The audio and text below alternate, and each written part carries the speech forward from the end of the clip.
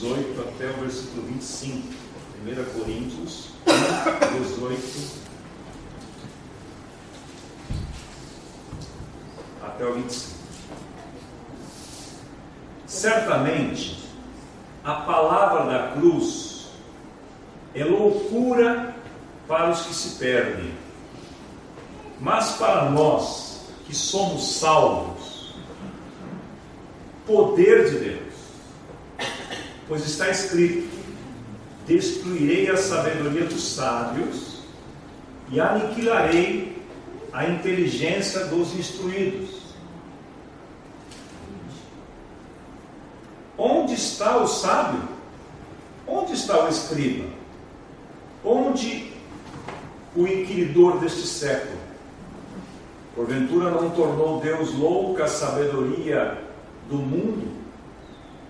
Visto como na sabedoria de Deus, o mundo não o conheceu por sua própria sabedoria. Aprove a Deus salvar os que creem pela loucura da pregação. Porque tanto os judeus pedem sinais, como os gregos buscam sabedoria. O negócio dos judeus são sinais, desde povo viciado em sinal, desde lá da saída do povo de Israel do Egito. E os gregos, o negócio deles era buscar conhecimento, sabedoria. Aí Paulo diz: mas nós pregamos a Cristo crucificado, escândalo para os judeus e loucura para os gentios. Mas para os que foram chamados, tanto judeus como gregos, pregamos a Cristo, poder de Deus e sabedoria de Deus. Porque a loucura de Deus é mais sábia do que os homens, e a fraqueza de Deus é mais forte do que os homens. Vou continuar lendo aqui para chegar até o capítulo 2, versículo 1, e aí startarmos o processo aqui.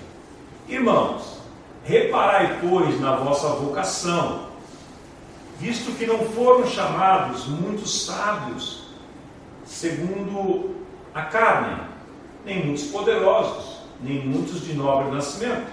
Pelo contrário, Deus escolheu as coisas loucas do mundo para envergonhar os sábios, e escolheu as coisas fracas do mundo para envergonhar os fortes. E Deus escolheu as coisas humildes do mundo e as desprezadas e aquelas que não são, para reduzir a nada as que são, a fim de que ninguém se vanglorie na presença de Deus.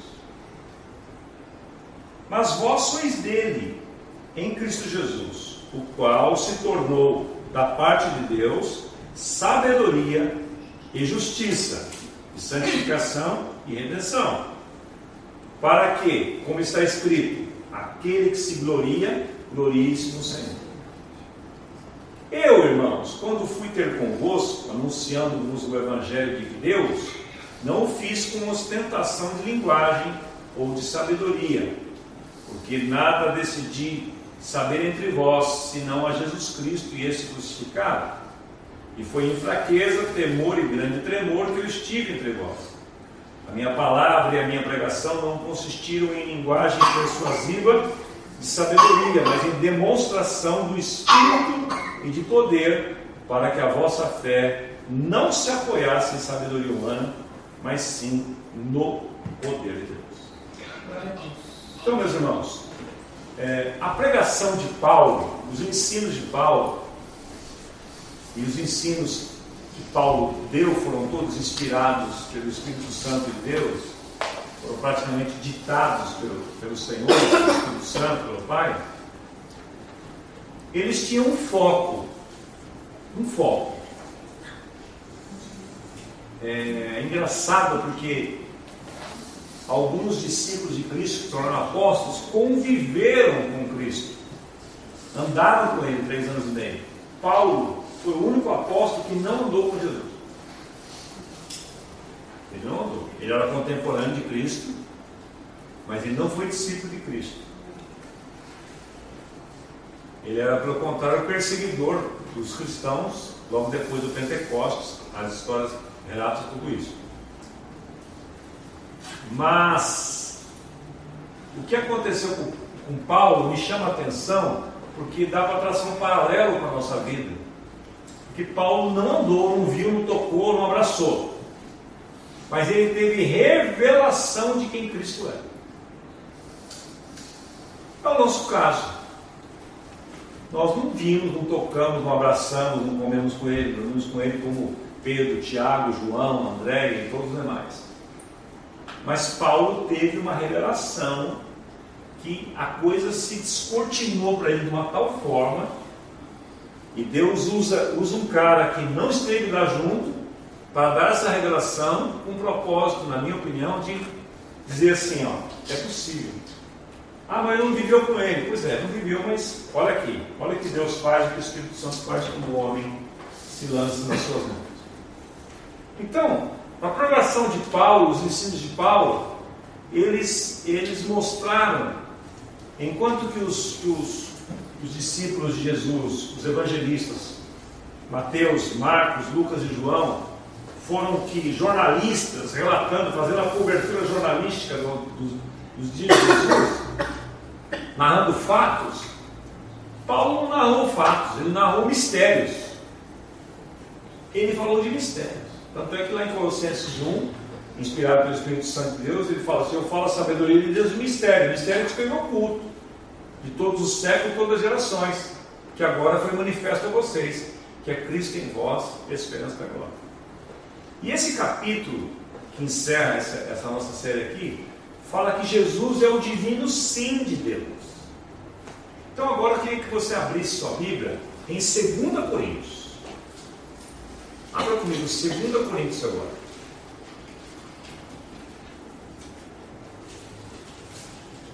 Capítulo 1, versículo 19.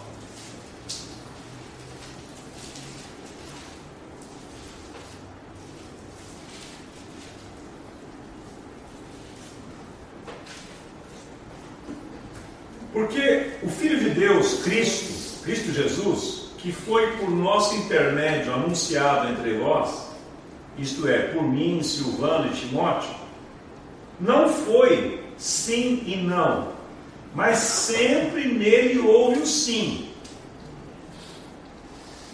Porque quantas são as promessas de Deus, tantas tem nele o sim. Presta atenção no sim e no não aí, no sim e no amém, melhor dizendo. A palavra sim e a palavra amém. Porque quantas são as promessas de Deus, tem em Jesus o sim, porquanto também por ele, é o amém para a glória de Deus por nosso intermédio. Uma outra versão diz assim: pois quantas forem as promessas feitas por Deus, tantas tem em Cristo o sim. Por isso, por meio dele, o amém é pronunciado por nós para a glória de Deus. Então veja, o que é o sim? Tanto o sim quanto o amém são concordâncias. Quando a Bíblia diz que em Jesus nele estava o sim de Deus, e o contexto aqui mostra que todas quantas promessas de Deus existem se cumpriram em Cristo, estão em Cristo.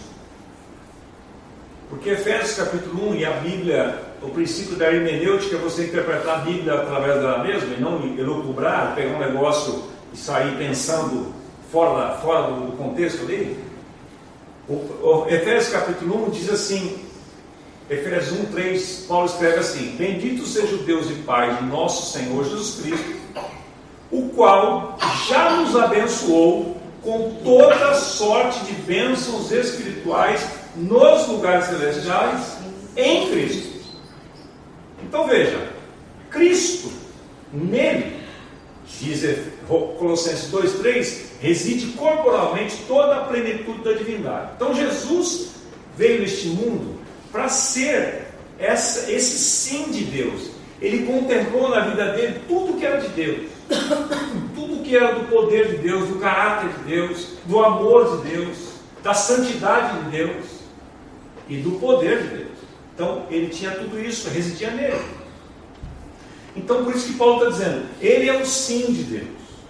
Ele era a concordância de Deus nessa terra. Ele veio como um embaixador. O Bill Jones fala das frases aqui, ele diz assim: Jesus é o sim do Pai a um planeta de órfãos. Jesus, o Filho de Deus, ele veio para demonstrar a nós como é que se vive um filho. Ele é a revelação perfeita desta filiação com o Pai. Ele não é um servo, ele é filho. Ele não é um missionário que foi enviado e bancado pelo provedor Deus. Não, ele é filho. Então ele veio para um planeta órfão para demonstrar, é assim que vive o Filho de Deus. Então ele é o sim de Deus, é isso que Paulo está dizendo. E ele diz assim, que ele é o cumprimento de todas as esperanças e sonhos de toda a humanidade de todos os tempos. O anseio que existe nos corações das pessoas só pode ser completo e finalmente satisfeito de uma vez por todas em Cristo. Então Jesus é o sim e nós somos o amém. Porque Paulo diz aqui, tantas quantas promessas feitas por Deus tantas tem em Cristo sim, e no meio dele, através dele, não sem ele, o amém é pronunciado por nós. O que significa isso? Que a graça de Deus que torna possível termos um efeito no resultado das questões simplesmente por intermédio da nossa concordância, conforme evidenciado pelo amém. Então tudo aquilo que Deus deseja fazer nessa terra, ele já tem o sim de Jesus. Agora ele precisa, entre aspas, do seu amém, do seu assim seja, da sua concordância. E aqui eu vou dar meu testemunho para você do que esta série revelou ao meu coração. Eu nunca me vi tão claramente como parceiro de Deus nessa terra, como me vejo agora. Eu levanto todas as manhãs pensando assim, eu sou parceiro de Deus, o que nós vamos fazer hoje para deixar esse mundo melhor? Pai, o que eu vou fazer hoje para tornar esse planeta mais habitável aqui? O que tu queres me usar hoje? Sou teu parceiro. Porque o Pai, e Paulo escreve isso aqui, deixou o exemplo em Cristo para ser, sabe aquele filho modelo? É Cristo. O modelo nem é Paulo, nem é Pedro, nem é Tiago, nem é Elias, nem é Eliseu, nem é Davi. O modelo é Cristo. Então, um planeta de órfãos, o Pai Celestial enviou o seu Filho para que ele vivesse entre nós por 33 anos e meio e demonstrasse a nós, conforme diz Atos capítulo 1, Lucas escrevendo que ele veio, o filho do homem veio ensinando e fazendo, por isso que as pessoas viam que ele tinha autoridade. Como é que se vive um filho de Deus? Então, para mim, a maior revelação desse tema foi: eu sou parceiro de Deus. Deus poderia fazer tudo sozinho o que ele quisesse nesse mundo. Ele não precisava de mim. Mas ele me deu o privilégio, e a você também, e tem nos capacitado a sermos cooperadores dele neste mundo. Abra comigo agora 2 Coríntios capítulo 6. Veja aqui. Isso não está no livro, mas está na Bíblia. Tá? 2 Coríntios capítulo 6. Olha que tremendo isso.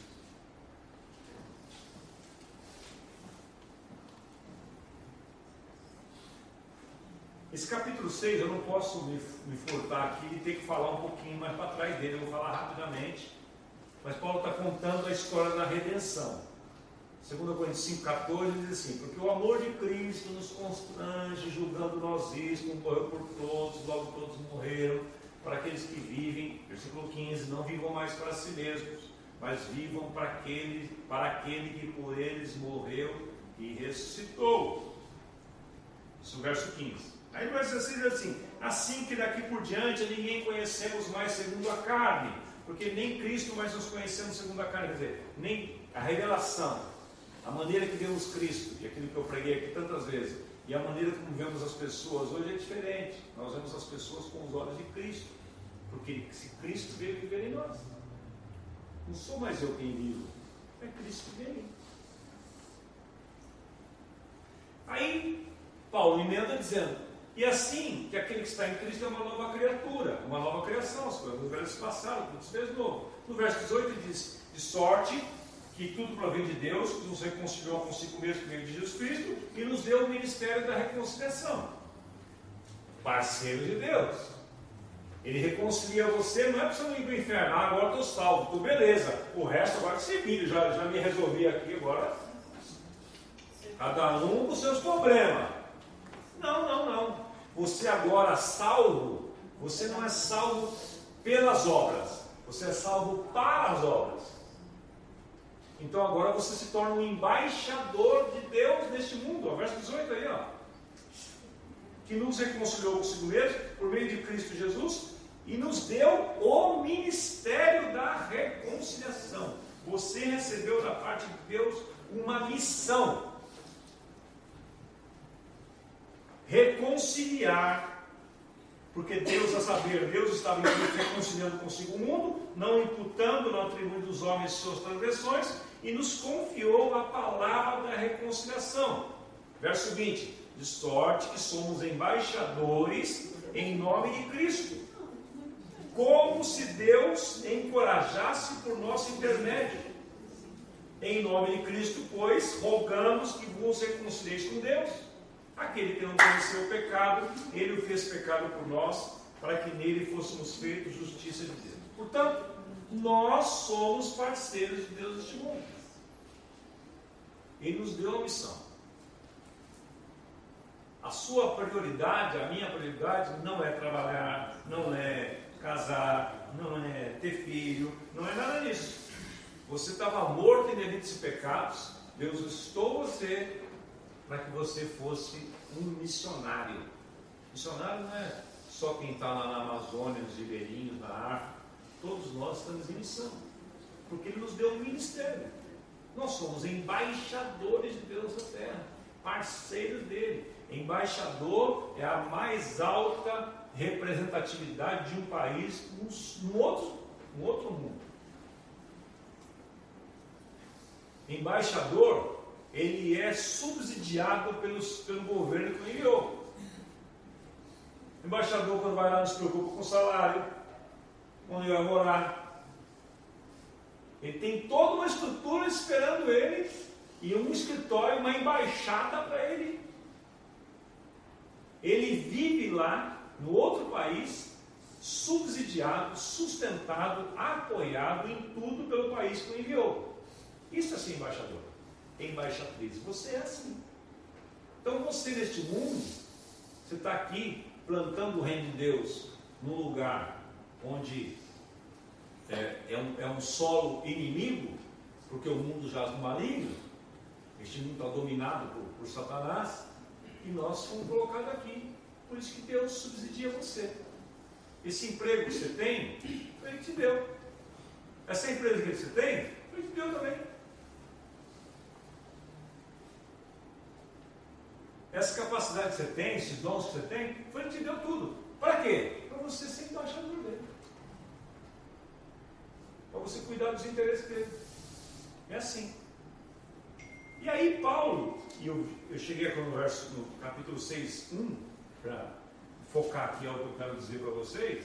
Ele diz assim: e nós, na qualidade de cooperadores, parceiros, colaboradores, com ele, também vos exortamos a que não recebais em vão a graça de Deus. Então, o que é receber a graça de Deus em vão? Pergunto eu. Alguém pode me responder? Diante de tudo que eu falei aqui, dentro desse contexto, o que é receber a graça de Deus em vão? Receber tudo isso em vão? Não ser embaixador. Não ser embaixador. É você fala assim, não, eu não. Quem sou eu?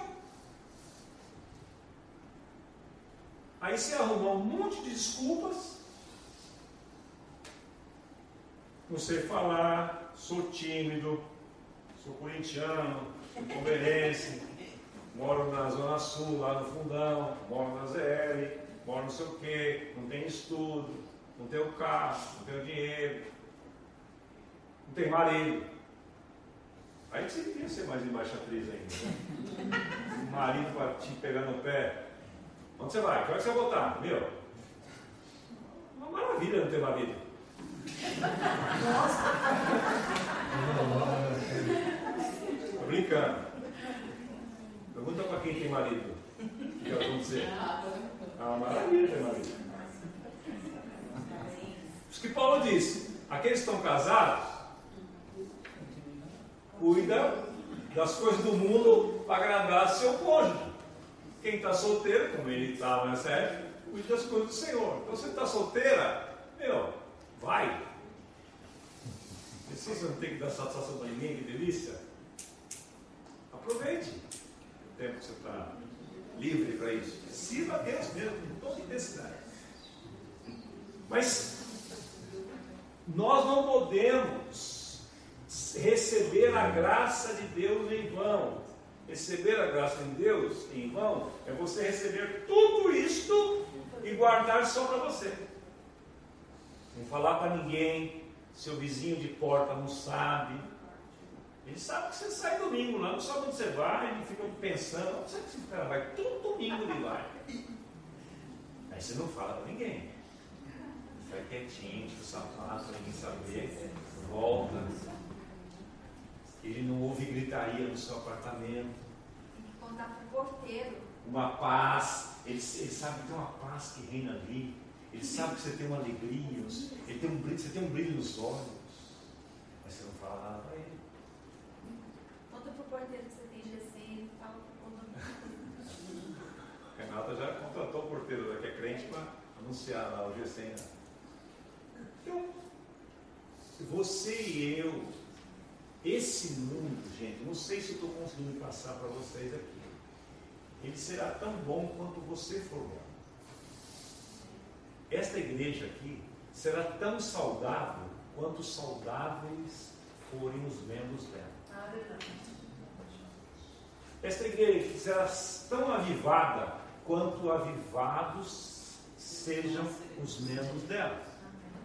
Esta igreja aqui vai orar tanto quanto os membros que a compõem orarem. Esta igreja vai crescer e vai evangelizar tanto quanto os embaixadores que estão aqui nessa igreja fizeram isso. Somos nós. Deus te deu este privilégio. Para mim, a grande sacada do negócio é essa aí. Deus nos deu um privilégio. E Ele decidiu que eu e você concordemos com as coisas que Ele quer fazer nessa terra. Quando você destoa do que Deus quer fazer, você está impedindo a ação dele. Se Deus fala uma coisa, você fala outra, vocês estão em discordância. Aí Amós 3,3 diz assim: andarão dois juntos se não houver entre eles acordo? É por isso que nós somos o amém de Deus. Então, quando houver uma situação, hoje eu postei uma frase assim no meu story do Instagram. Sempre que você tiver uma situação difícil para resolver, pergunte assim: o que Jesus faria aqui? Tenho certeza que o Espírito Santo vai trazer para você um princípio ou uma promessa de Deus para você agir naquela situação em concordância. De Deus. Nós precisamos concordar com Deus, só isso. Jesus fez tudo o que fez porque ele andava em concordância com o Pai. João capítulo 5 ele diz assim: tudo que eu faço, eu vi meu Pai fazer. Tudo que eu falo, eu ouvi do meu Pai. Concordância absurda. Por isso que ele tinha autoridade, poder e graça para todo mundo. assim como outros tantos casos. Mas Jesus era filho, mas Paulo também tinha. A continuidade da mensagem que eu preguei domingo passado, eu vou pregar agora, nesse próximo domingo, falando da vida de Paulo, depois que ele acaba, Filipenses 4:7, onde eu parei, que quando você leva a Deus todas as suas necessidades, a paz de Deus invade você. E essa paz de Deus, ela excede todo entendimento e vai guardar o seu coração, os seus sentimentos em Cristo Jesus. Aí, então, no verso 8 ele diz assim, bom, agora a sua parte é a seguinte: tudo que é honesto, tudo que é de boa fama, tudo que produz virtude, produz louvor, seja isto que ocupe a vossa mente, os vossos pensamentos. Então aí entra a renovação da mente. E Paulo andou assim. Ele não andou com Jesus como eu não andei, nem você, mas ele teve essa relação. E ele se tornou o parceiro de Deus na terra. A ponto de ele não ter medo de nada, nem de ninguém. Vivia livre. Vivia livre. Livre, absurdamente livre. Por quê? Porque ele deu essa consciência de que ele era um cooperador de Deus. Então, quando você, diz o texto aqui, as coisas que acontecem certo na vida não ocorrem apenas porque são certas e verdadeiras. Elas acontecem porque alguém na terra diz amém. Assim seja, Senhor. Ao que Deus está dizendo no céu. Aqui está a parceria divina. A parceria divina. Então, meus irmãos, eu e você precisamos ser o sim de Deus. Não quero encher você de tanta informação. Leia o capítulo depois, que ele vai te dar muitos detalhes lá. Eu não vou entrar mais fundo que isso, não, porque o horário não permite. Eu não quero cansar você também. Mas eu queria deixar esse conceito no seu coração. Você e eu precisamos ser o amém de Deus nessa terra. Amém é assim seja. Surgiu uma necessidade, surgiu um problema. Você vai, como nós temos falado no Homem de Honra aqui, busca uma promessa de Deus. Aí você pega aquela promessa e diz assim: Senhor, está escrito. Está escrito. O meu Deus, segundo as suas riquezas, suprirá cada uma das nossas necessidades em Cristo Jesus. A esta promessa, Pai, eu estou dizendo amém. Assim seja. A pessoa está enferma, chegou para você, lá no seu trabalho. Como é que você pode ser o amém de Deus na prática? Senhor, está escrito que tu levaste sobre si na cruz do Calvário todas as nossas dores e enfermidades. Eu vou dizer amém a isso, Senhor. Eu vou orar por essa pessoa agora. Porque, Senhor, está escrito: imporão as mãos sobre os enfermos, eles serão curados. Eu vou concordar com isso. Fica leve, porque você não tem que ter estresse. Ah, mas se não acontecer, isso não é problema seu. Seu problema é ser canal. É entrar em concordância com aquilo que Deus falou. Por isso que não tem como você ser crente sem conhecer a palavra. Se você depender só de culto domingo, de G100, né? E alguns de nós nem lemos a lição do G100, vai lá sem. O que é o mesmo tema hoje? O que é? Lição de uma página e meia. E nem lê. Gente, assim não vamos dizer amém para coisa errada. Então, Deus chamou você para ser um parceiro de Deus nessa terra. Jesus é o sim de Deus. Jesus já cumpriu a sua missão aqui. E você é o amém. Então, tudo que Deus está falando, você precisa então conectar-se com Deus para saber o que Ele está dizendo lá. Para você dizer: eu concordo. Amém. Assim seja. E por outro lado, como tem ensinado a Alice aqui na reunião da oração das mulheres, discordar e desligar aquilo que não vem de Deus. Porque tudo que ligardes na terra será ligado nos céus. Tudo que desligardes na terra será desligado no céu. Agora, quero usar uma frase aqui mais pop para dizer para você. Quem cala, consente. Então, quando você não se expressa de uma coisa que é contrária à vontade de Deus, você está sendo omisso. Você não está cooperando. Você está se omitindo.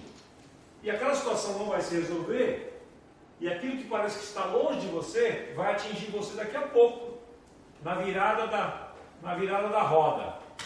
Porque às vezes tem coisa que te acha, isso não tem nada a ver comigo. Ok. Daqui a pouco chegou na sua porta. Por quê? Você não se posicionou lá atrás para dizer, não, eu não concordo com isso. Senhor, eu não aceito isso, não aceito isso. Eu recebi um vídeo agora, eu falei disso aqui terça-feira com os homens aqui, louvando a Deus e dizendo para eles a importância de nós orarmos pelas nossas autoridades. Eu disse domingo rapidamente, né? Quem diria que um ditador da Bolívia, que se fez vendendo coca, renunciaria? Esses caras morrem e não renunciam, gente. Só você vê lá, os ditadores são assim. E eu falei assim, deve ter um grupo de gente orando. Aí apareceu um vídeo nas redes sociais, você deve ter visto aí, um cara com uma gravata, louvando a Deus, mostrando a... Gente, eles disseram assim, não concordamos com isso não. Nós vamos orar. E os países agora estão se aliando, se ajudando para restaurar. Você imagina viver na Bolívia, nós. A gente tem coragem de reclamar no Brasil ainda. Viver na Bolívia, viver na Venezuela. Então, nós precisamos levantar como parceiros desse mundo e dizer não ao que está, seguir o conselho que a mãe do John Wesley deu para ele. Quando ele era jovem, não era nem missionário, nada, a mãe dele perguntou para a mãe, como é que eu posso ser um homem usado por Deus? Ele falou, simples, filho. Susana Wesley criou 19 filhos. Simples, filho. A regra é simples. Ame o que Deus ama e odeie o que Deus odeia. Pronto. Em outras palavras, está dizendo assim, filho, seja alguém posicionado. Diga sim ao que Deus diz sim, diga não ao que Deus diz não. Quando você faz isso, você está se posicionando, está sendo parceiro de Deus, e você vai ser este elo que Deus está esperando. Imagine toda esta igreja andando nesta dimensão. Imagine todos os nossos G100 aqui. Imagine nós no ano que vem colocarmos esta meta de você mais um. E trabalharmos nisso em unidade, em concordância. Ah não, isso é uma ideia do Osmar. É minha? Não é de Deus não? Crescei-vos e multiplicai-vos. É um mandamento de Deus. Você vai estar dizendo sim a isso. Então Deus chamou você. Quero dizer no encerramento dessa nossa série aqui. Deus chamou você e eu para sermos embaixadores dele nessa terra. Portanto, não receba a graça de Deus em vão. Porque receber a graça de Deus em vão é você receber todos os benefícios desta obra maravilhosa e guardar só para você. Feito um mar morto. O mar morto é morto, chamado mar morto, porque ele só recebe as águas de todos os afluentes. E não deságua para ninguém. Pega um açude e só recebe água e deixa a água parada lá. Ele apodrece a água. Os peixes morrem. Então Deus não quer que você apodreça nem que você morra. Ele quer que você flua. Nós somos todos como um rio que recebe e o fluxo vai. Quando você faz isso, o rei que mandou você para essa terra, que tem dado para você essa missão de ser embaixador, ele vai bancar você em tudo que você quiser. Você não vai ter falta de nada. Se está faltando, se o fluxo não está natural na sua vida, o problema não está na fonte, é você. Então Você vai perguntar, pai, onde é que eu estou errado? O que eu estou fazendo errado? Onde é que está o impedimento? Está em mim, em ti não está. E ele então, é que nem quando você vai acender a luz aqui, não acende a luz. Aí você vai no relógio, você vê o relógio lá, né, Rogério? A milha só para trás, porque energia tem. Então o problema não está lá fora, está aqui dentro. Onde está a interrupção aqui? A gente tem que procurar onde é o curto-circuito aqui. A nossa vida é assim também. O fluxo natural da vida é as coisas fluírem. É um rio, em todos os sentidos. Porque você está nessa terra para ser um embaixador da parte de Deus. O embaixador não está lá na Bolívia, o embaixador do Brasil lá na Bolívia, eu falo, meu Deus, e agora? Será que eu vou ter salário no mês que vem? Cara, será que eu vou ter gasolina?